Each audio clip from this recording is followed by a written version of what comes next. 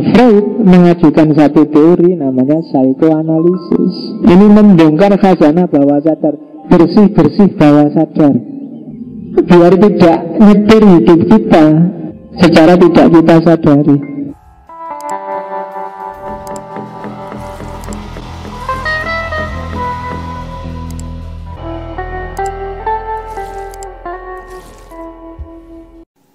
Menurut Sigmund Freud, pikiran bawah sadar adalah bagian dari pikiran yang tidak dapat diakses secara langsung oleh kesadaran. Pikiran bawah sadar diyakini menyimpan informasi, ingatan, hasrat, dan dorongan yang tidak selalu disadari oleh seseorang, tetapi dapat mempengaruhi perilaku, pikiran, dan emosi. Freud mengembangkan teori psikoanalisis, yaitu suatu teori psikologis dan metode terapeutik yang digunakan membantu seseorang untuk melepaskan emosi dan pengalaman yang menekan, yang tersimpan di dalam pikiran bawah sadarnya, agar seseorang tidak mudah galau dan stres. Sadar dan tidak sadar itu seperti itu gambarnya. Alam sadar itu yang kamu rasakan saat ini. Kuliah, beli baju, sekarang ada tugas, sekarang harus ngaji, duitku sekarang tinggal berapa, itu kan yang kamu sadari hari ini. Ada yang di bawah sadar. Di bawah sadar mungkin kamu malu, ditolak, disiksa, gak lulus ujian, punya ayah tiri, macam-macam pengalaman, biasanya kamu tekan ke bawah sadar. Nah, di antara dua itu ada dunia ambang sadar, pre-consciousness. Jadi batas antara kesadaran dan bawah sadar. Jadi dalam hidup kita tiga hal ini saling, bawah sadar ini karena ditekan terus, sebenarnya dia ingin keluar. Kalau dia nggak keluar bikin kita stres. Jadi diam-diam kita galau tapi nggak sadar. Galau ya mas, enggak, saya kok bisa galau, saya itu jangan itu ada yang dia represi, dia sembunyikan. Nanti keluarnya mesti nggak sengaja. Mungkin lewat salah ucap, salah perilaku. Oh ternyata dunia psikis kita itu ada tiga lapis. Ada yang kita sadari, ada yang tidak kita sadari meskipun sebelumnya kita sadari, ada yang kita coba buang jauh-jauh.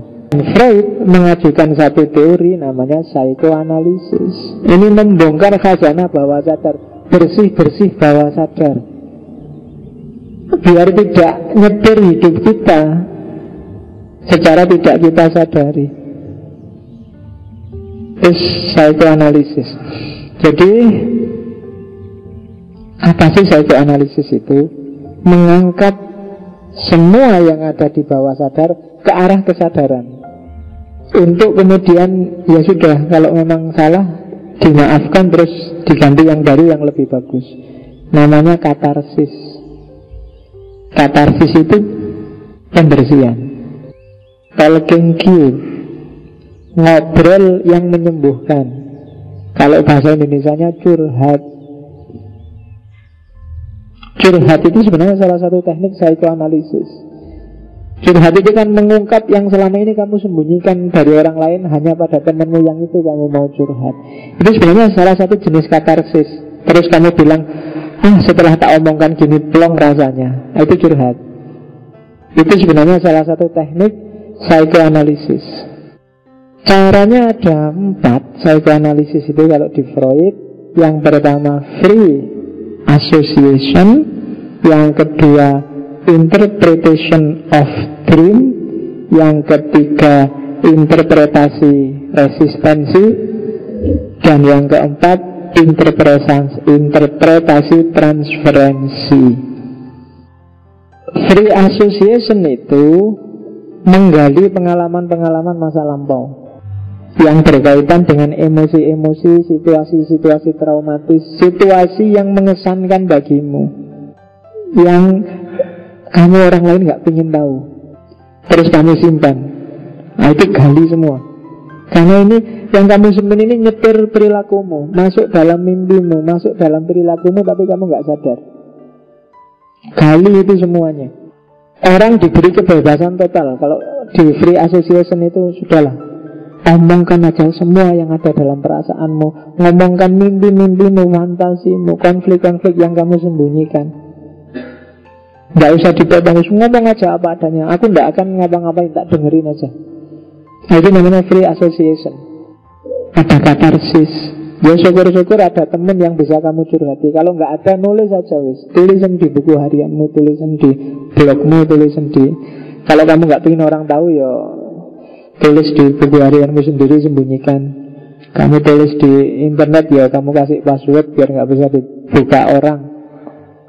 Nah, nanti kalau sudah selesai kamu tulis, kamu hapus lagi. Nggak apa-apa. Tapi kamu kan sudah meluahkan, sudah menyampaikan, biar dia tidak numpuk hanya di pikiranmu dan bawah sadarmu. Syukur-syukur terus kamu bisa, oh ternyata problemku ini, aku selalu terkenang ini, padahal ini nggak penting, ini kan sudah jadi istrinya orang, ngapain sih tak simpan terus, sudah. Nah gitu loh, tujuannya itu. Jangan disimpan terus di bawah sadar. Dia akan mengganggu aktivitasmu sehari-hari. Itu free association. Oh ini tuh yang menggangguku, aku merasa berdosa karena sholat subuhku kesiangan terus. Nah sudahlah, gak apa-apa, nanti aku tak tobat, toh Allah itu maha pengampun, sudah selesai. Itu loh, hilang sudah dari bawah sadarmu. Jangan ditumpuk terus-terusan. Oh ini tuh yang bikin aku gelisah tiap hari, aku itu sering bohong pada orang tua. Nah sudahlah, tak catat aja, nanti tak minta maaf pada bapak ibu. Selesai, dia gak jadi ganjelan. Itu free association. Jadi asosiasi. Cuma ini kadang-kadang memang butuh orang ahli untuk mengungkap keluar semua. Butuh psikiater. Biasanya oleh psikiater itu kamu disuruh tiduran, rileks, santai, terus ngomong yang ingin kamu omong. Yang kedua, interpretasi mimpi. Jangan salah kalau menurut teorinya Freud, mimpi itu sebenarnya pesan dari alam bawah sadar kepada alam sadar. Mimpi itu biasanya pesan apa keinginanmu, apa ketakutanmu, apa aktivitas emosimu. Itu tinggal ditafsirkan aja. Apa sih fungsinya mimpi? Wish fulfillment, pemenuhan kebutuhan. Selama ini kan kamu gak ngomong, saking kamu pikir tiap hari dia munculnya di mimpi. Kamu bayangkan dia tiap hari, ya pasti dia muncul di mimpi. Itu wish fulfillment, gunanya mimpi. Jadi bawah sadarmu itu karena saking penuhnya, dia nggak bisa bilang memunculkan diri terus, makanya dia terus munculnya lewat mimpi. Kalau di Freud itu dianalogikan kayak, misalnya ya di kelas ada mahasiswa, ada satu orang mahasiswa ini yang ganggu kelas terus. Akhirnya olehmu, ini karena ganggu, keluarkan aja dari kelas. Nah terus kunci pintunya. Karena yang ganggu ini anaknya nakal, tiap hari dia pengen masuk, ndodok pintu terus, pintunya, ayo aku pengen masuk. Akhirnya apa? Konsentrasimu dibandingkan terhadap anak sak kelas kan lebih kamu konsentrasi anak yang di luar yang ngetuk-ngetuk pintu terus itu. Dan itu yang terjadi dengan bawah sadar. Yang di kelas itu kan yang ada di atas sadar. Yang kamu keluarkan, kamu represi ke bawah sadar, itu kayak mahasiswa di luar yang pengen masuk terus ngetuk-ngetuk pintu. Jadinya kamu apa? Energimu terkonsentrasi untuk jangan sampai ini keluar. Sehingga kadang-kadang tiba-tiba dia keluar kalau lewat mimpi. Atau kalau di Freud ada lagi salurannya namanya slip of tongue, keceplosan ngomong. Misalnya tiap hari kamu pikir tentang gendutnya temenmu misalnya, tapi kamu gak berani ngomong, temanku tuh gendut banget. Kadang-kadang kamu ngomong nyeplos tentang gendutnya dia, itu slip of tongue.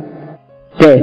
Dan kadang-kadang keluarnya juga lewat mimpi. Isinya mimpi itu terbagi dua, ada isi manifest, ada isi laten. Isi manifest itu gambarnya, isi laten itu yang diwakili oleh gambar itu.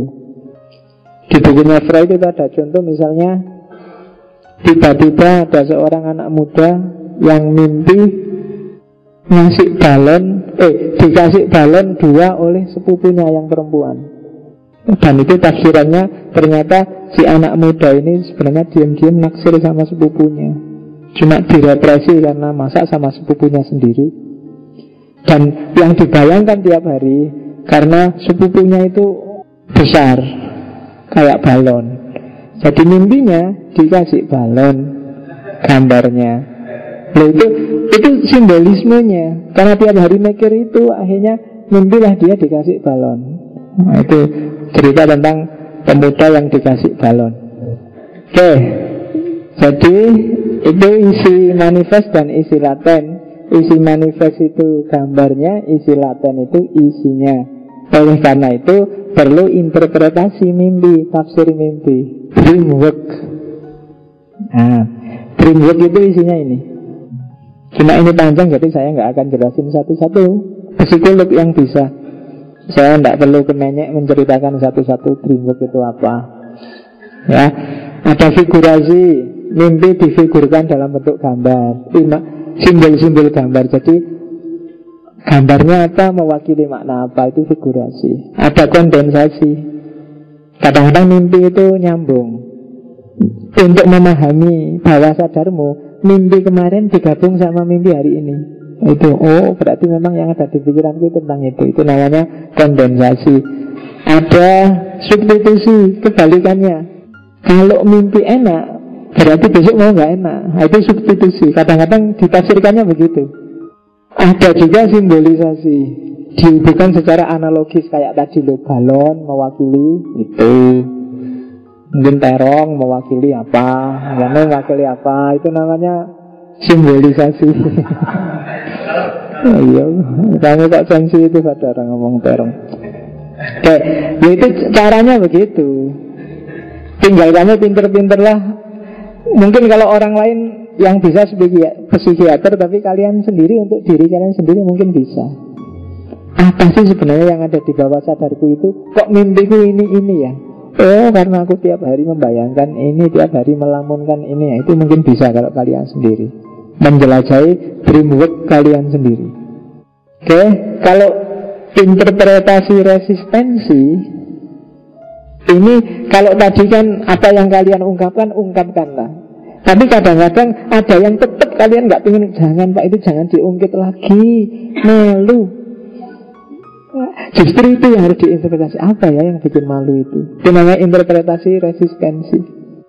Sudahlah, jangan dibilang lagi, saya nggak enak. Sudahlah, itu namanya resistensimu. Interpretasikan itu. Apa ya yang bikin kamu nggak pengen menceritakan lagi itu? Itu namanya interpretasi resistensi.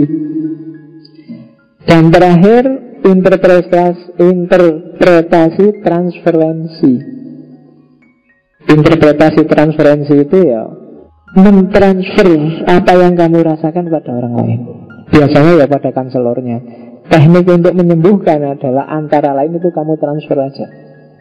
Biasanya psikologinya, sudahlah tak dengerin apa yang kamu bilang. Nah, itu kan kayak membagi beban. Itu namanya interpretasi transferensi. Sudahlah, berikan bebanmu padaku, kasih aku apa yang kamu inginkan, apa yang mengganjil di pikiranmu. Jangan sampai dia ganjil terus. Nah, itu interpretasi transferensi. Transfer aja. Kalau punya teman curhat kan enak. Jangan cuma dipendam, karena kalau dipendam dia akan membahayakan psikismu. Karena energi untuk nahan itu besarnya 2 kali lipat dibanding energi untuk melampiaskan. Menahan marah dengan melampiaskan marah itu jaraknya 2 kali lipat. Mungkin kalau menahan marah butuh 100, melampiaskan cuma butuh 50 energi. Dengan menahan ketawa dengan melampiaskan ketawa kan juga gitu. Tinggal ketawa, enak. Tapi menahan ketawa itu kan kamu bisa goyang-goyang, bisa, ya kan, lebih berat. Makanya kalau kamu suka atau nggak suka pada orang, daripada dipendam, bilang aja. Itu kalau pakai teorinya. Kalau suka pada orang, tembak aja. Ditolak, nggak apa-apa. Sebenarnya kan sudah dilampiaskan. Ditolak ya kan bisa cari lagi.